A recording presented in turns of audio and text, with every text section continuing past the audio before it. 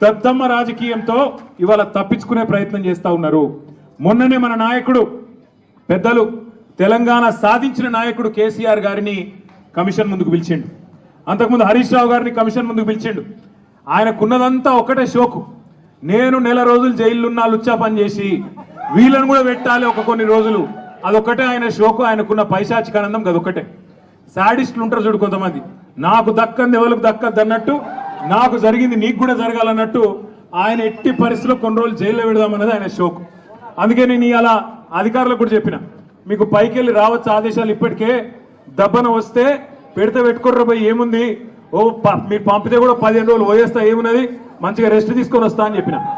ఇప్పుడు కూడా మళ్ళీ చెప్తున్నా, తప్పు చేయలేదు, తలదించుకునే పని ఎంత మాత్రం చేయలేదు. తెలంగాణ ప్రతిష్టను పెంచే పని చేసినాం, తెలంగాణ ప్రతిష్టను ఆకాశం స్థాయికి తీసుకుపోయే పని చేసినాం తప్ప తప్పు చేయలేదు.